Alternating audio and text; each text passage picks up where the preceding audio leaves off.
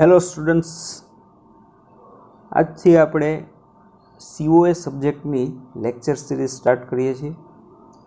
COA સબ્જેક્ટમાં આપણે 2 chapter complete કરી દીધા છે. યુનિટ 3 આપણે સ્ટાર્ટ કરવા જઈ રહ્યા છીએ, જેનું નામ છે સેન્ટ્રલ પ્રોસેસિંગ યુનિટ. તો સૌથી પહેલો ટોપિક છે આ ચેપ્ટર નંબર 3નો, એ છે જનરલ રજિસ્ટર ઓર્ગેનાઇઝેશન. તો સૌથી પહેલાં આપણે એનો બ્લોક ડાયાગ્રામ સમજીએ.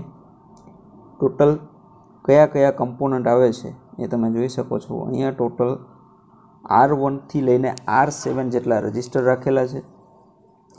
ત્યારબાદ અહીંયા એક ALU રાખેલું છે, arithmetic logic unit. Arithmetic logic unit તમને ખ્યાલ છે એ રીતના 2 ઓપરાન્ડ છે એને ઇનપુટમાં આપવા પડે. તો 2 ઓપરાન્ડ છે, 2 ઓપરાન્ડ તરીકે આપણે મલ્ટીપ્લેક્સર A અને મલ્ટીપ્લેક્સર B રાખેલા છે. ત્યારબાદ અહીંયા એક આપણે 3x8 ડીકોડર રાખેલું છે. હવે કરવાનું શું છે તો કે આ જેટલા રજિસ્ટર છે R1 થી લઈને R7 સુધી એ બધાને મલ્ટીપ્લેક્સર A અને મલ્ટીપ્લેક્સર B ના ઇનપુટમાં આપી દેશું. તો તમને ખ્યાલ છે મલ્ટીપ્લેક્સર છે એ મલ્ટિપલ ઇનપુટને સિંગલ આઉટપુટમાં કન્વર્ટ કરે છે. હવે હું એમ કહું કે 8:1 મક્સ, તો 8 ઇનપુટ હોય તો આઉટપુટ તમને એક લાઇનમાં મળશે. તો એટલા માટે જે 8 રજિસ્ટર આપેલા છે એ 8 રજિસ્ટરમાંથી આપણે કોઈ એક રજિસ્ટરને સિલેક્ટ કરવો છે અને એનું આઉટપુટ તમારે મેળવવું છે. અને એ રજિસ્ટરમાં જે પણ ડેટા હોય એને આપણે ALUના ઓપરાન્ડ તરીકે લેવો છે. તો એના માટે આપણે વચ્ચે એક સર્કિટ રાખવી પડે છે જેને કહેવાશે મલ્ટીપ્લેક્સ. 8:1 મક્સ હોય તો ટોટલ 3 સિલેક્ટ લાઇન હશે. તો અહીંયા તમે જોઈ શકો છો સિલેક્ટ A, અહીંયા આવે છે સિલેક્ટ B. તો મલ્ટીપ્લેક્સર A ને માંથી જે પણ ઇનપુટ આપેલા છે એમાંથી આઉટપુટ મેળવવા માટે આપણે સિલેક્ટ લાઇન A ઉપર આધાર રાખશું. એ જ રીતના મલ્ટીપ્લેક્સર B ના ઇનપુટમાંથી આપણે આઉટપુટમાં જવા માટે સિલેક્શન B છે એના ઉપર આધાર રાખશું. ચાલો, તો અહીંયા સુધી ખ્યાલ આવે છે. ત્યારબાદ ALUનું જે આઉટપુટ આવે છે એ આઉટપુટ સ્ટોર ક્યાં થશે તો એ પણ રજિસ્ટરમાં સ્ટોર થવાનું છે. તો અહીંથી આઉટપુટ છે એ રજિસ્ટરમાં જશે. હવે રજિસ્ટરમાં કયા રજિસ્ટરને સિલેક્ટ કરવું, ટોટલ આપણી પાસે R1 થી લઈને R7 સુધીના ઓપ્શન છે. તો એ સિલેક્ટ કરવા માટે આપણે અહીંયા 3x8 ડીકોડર રાખેલું છે. 3x8 ડીકોડરમાં 3 લાઇન હોય છે, 3 ઇનપુટ લાઇન હોય છે અને 8 આઉટપુટ લાઇન હોય છે. 3 જે ઇનપુટ લાઇન છે એના ઇનપુટના કોમ્બિનેશનને આધારે પર્ટિક્યુલર રજિસ્ટર છે એ સિલેક્ટ થવાનો છે. તો આ રીતના જનરલ ઓર્ગેનાઇઝેશન છે રજિસ્ટરનું એ કોમ્પ્યુટરમાં ઇમ્પ્લિમેન્ટ કરેલું હોય છે. અગાઉ પણ આપણે ડિસ્કસ થઈ ગયું છે કે સૌથી જો હાર્ડેસ્ટ અથવા તો ટાઈમ કન્ઝ્યુમિંગ ટાસ્ક હોય જો પ્રોસેસર માટે તો એ છે મેમરીમાંથી ડેટાને ફેચ કરવું, મેમરીમાંથી ડેટાને રીડ કરવું. તો જેમ તમે વધારે મેમરીમાં ડેટા છે સ્ટોર કરશો એમ જે પ્રોસેસરની જે ડીલે છે એ ખૂબ જ વધી જશે. પ્રોસેસિંગ ડીલે છે એ વધી જવાનો. એટલા માટે પ્રોસેસરમાં જેમ રજિસ્ટર ઓર્ગેનાઇઝેશન મોટું અથવા તો રજિસ્ટરની સંખ્યા જેમ વધારે હશે એમ પ્રોસેસરની સ્પીડ છે એ હાઈ રહેશે, ડીલે છે એ લેસ થઈ જશે. એટલા માટે રજિસ્ટર ઓર્ગેનાઇઝેશન છે એ પ્રોસેસરમાં ઇમ્પ્લિમેન્ટ કરવામાં આવે છે. કેમ કે કોઈ પણ ડેટા છે એ રજિસ્ટરમાંથી રીડ કરવો પ્રોસેસરમાં તે ખૂબ જ ઇઝી છે અને ફાસ્ટલી છે એ ડેટા તમે ફેચ થઈ જશે. જ્યારે એ જ ડેટા તમે જો મેમરીમાં રાખેલો હોય તો એ ટાઈમ કન્ઝ્યુમિંગ છે, કેમ કે મેમરીની સાઇઝ છે ખૂબ જ મોટી હોય છે ને પર્ટિક્યુલર ડેટા છે એમાં સર્ચ કરવો અને એ ડેટાને રીડ કરવો એ થોડોક ટાઈમ કન્ઝ્યુમિંગ ટાસ્ક છે. એટલા માટે જનરલ રજિસ્ટર ઓર્ગેનાઇઝેશન છે યુઝફુલ છે. હવે ઓપરેશન કઈ રીતના પરફોર્મ કરશું તો જ્યારે પણ તમારે ALUને બે ઓપરાન્ડ આપવા છે તો તેમાં બે ઓપરાન્ડમાં સિલેક્ટ A અને સિલેક્ટ B ની વેલ્યુને આધારે આપણે રજિસ્ટરમાંથી ડેટા સિલેક્ટ કરશું, એ ALUને આપશું. હવે ALUમાં કયું ઓપરેશન પરફોર્મ કરવું એ પણ એક ટાસ્ક છે. એરિથમેટિક, સબટ્રેક્શન, એન્ડિંગ, ઓરિંગ આ પણ ALUના ટાસ્ક છે. તો એ ડિસાઇડ કરશે ઓપરેશનલ બીટ. અહીં તમે જે 5 બીટ જોવો છો એ ઓપરેશનલ બીટ છે. તો જો આ 3, આ 3, આ 5 અને આ 3. તો આ છે કંટ્રોલ વર્ડ છે. કંટ્રોલ વર્ડ છે એ શું છે તો કે સિલેક્શન A, સિલેક્શન B એ બેયના 3 બીટ, સિલેક્શન D નો 3 બીટ અને ઓપરેશનના 5 બીટ. તો એને કહેવાશે કંટ્રોલ વર્ડ. એનું જનરલ રજિસ્ટર ઓર્ગેનાઇઝેશન.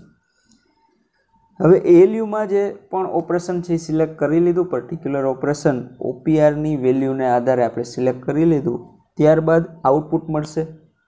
આઉટપુટ મળ્યા પછી એ આઉટપુટ કયા રજિસ્ટરમાં સ્ટોર કરવું તો એ કેના આધારે ડિસાઇડ થશે? સિલેક્શન Dને આધારે. બરાબર, સિલેક્શન Dની પર્ટિક્યુલર વેલ્યુ હશે એ રીતના રજિસ્ટર છે એ સિલેક્ટ થશે. તો આ હતું general block diagram of general register organization.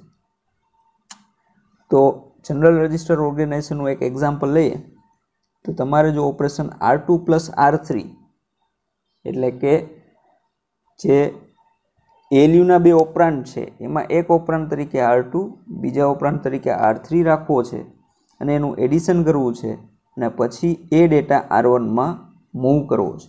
તો એના માટે શું કરશું?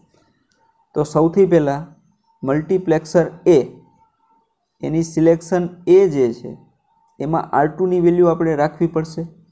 R2 ક્યારે થશે તો R1 કરવા માટે આપણે 0 0 1 રાખીએ છીએ. તો R2 માટે આપણે શું રાખશું? 0 1 0. ઓકે. R3 સિલેક્ટ કરવા માટે આપણે મલ્ટીપ્લેક્સર B લેશું. મલ્ટીપ્લેક્સર Bમાં R3 આપણે સિલેક્ટ કરવા માટે 0 1 1 ડેટા રાખશું. ત્યારબાદ ઓપરેશન એરિથમેટિક ઓપરેશન એટલે કે એડિશન કરવું છે તો OPR વેલ્યુમાં જે પણ એડિશનની વેલ્યુ હશે એ આપણે અહીંયા રાખશું. એ કમ્પ્લીટ થઈ જાય પછી આપણે જે આઉટપુટ આવે છે એ R1 રજિસ્ટરમાં સ્ટોર કરાવવું છે. એ સિલેક્ટ કરવા માટે R1ની વેલ્યુ એટલે કે સિલેક્શન Dની વેલ્યુ આપણે શું રાખશું? R1 રજિસ્ટરની જે વેલ્યુ હશે એ. તો ખ્યાલ આવે છે? આ રીતના રજિસ્ટર ઓર્ગેનાઇઝેશનમાં પ્રોસેસ થતી હોય છે. કંટ્રોલ વર્ડની વેલ્યુ છે એ ખાસ યાદ રાખજો. કંટ્રોલ વર્ડ છે એ શું છે તો સિલેક્શન Aના 3 બીટ, સિલેક્શન Bના 3 બીટ, સિલેક્શન Dના 3 બીટ અને OPR એટલે કે ઓપરેશનના 5 બીટ. એને કહેવાશે કંટ્રોલ વર્ડ. તો હવે વેલ્યુ જોઈએ આપણે. સિલેક્શન A, B અને D એની વેલ્યુ તો જ્યારે ત્રણેય 0 0 0 0 હશે તો શું હશે તો કે નોન. કોઈ પણ વેલ્યુ આવશે નહીં, કોઈ પણ રજિસ્ટર છે એ સિલેક્ટ થશે નહીં. ત્યારબાદ 0 0 1 હશે તો ત્રણેયમાં R1 રજિસ્ટર છે એ સિલેક્ટ થશે. 0 1 0 હશે તો R2, 0 1 1 હશે તો R3, 1 0 0 હશે R4, 1 0 1 R5, 1 1 0 R6 અને 1 1 1 તરીકે શું આવશે? R7. ઓકે. તો આ રીતના સિલેક્ટ A, સિલેક્ટ B અને સિલેક્ટ Dની 3 બીટની જે વેલ્યુ છે એને આધારે રજિસ્ટર છે એ સિલેક્ટ થશે. ત્યારબાદ કંટ્રોલ વર્ડમાં એક છેલ્લો બીટ છે એ છે OPR. OPR આપણે જોયું હતું 5 બીટનો હોય છે. કેટલા બીટનો હોય? 5 બીટનો. જે શું ડિસાઇડ કરે છે તો કે ALUમાં કયા ટાઈપનું ઓપરેશન કરવામાં આવે. તો જો 5 એ 5 વેલ્યુ 0 હશે તો ટ્રાન્સફર ઓપરેશન, 4 0 1 ઇન્ક્રીમેન્ટ, 0 0 1 0 તો એડિશન થશે, 0 0 1 0 1 તો સબટ્રેક્શન થશે, 0 0 1 1 0 તો ડિક્રીમેન્ટ, 0 1 0 0 તો and operation, 0 1 0 1 0 or operation, 01100 XOR operation, 01110 compliment A, 1 4 વખત 0 શિફ્ટ રાઇટ A અને 11000 શિફ્ટ લેફ્ટ A. તો આ રીતના આટલા ટાઈપના ઓપરેશન છે એ આપણે ALUમાં કરી શકીએ છીએ. એમાંથી તમારે કયું ઓપરેશન કરવું છે એ આપણે આ ટેબલમાંથી એની વેલ્યુ ડિસાઇડ કરી લેશું. એ OPRમાં વેલ્યુ રાખશું એટલે પર્ટિક્યુલર ઓપરેશન છે એ પરફોર્મ થશે. હમણાં જ આપણે એક્ઝામ્પલ જોયો જેમાં આપણે એડિશનની વેલ્યુ જોતી હતી. તો તમે જોઈ શકો છો એડિશનની વેલ્યુ શું છે 00010. તો આ વેલ્યુ OPR બીટમાં રાખી દેશું એટલે પર્ટિક્યુલર ઓપરેશન છે એ પરફોર્મ થઈ જશે. તો આ હતું આપણું રજિસ્ટર ઓર્ગેનાઇઝેશન. તો અહીંયા સુધી આપણે રાખીએ. નેક્સ્ટ લેક્ચરમાં આપણે સ્ટેક ઓર્ગેનાઇઝેશન વિશે જોવાના છીએ. So thank you very much for seeing this video.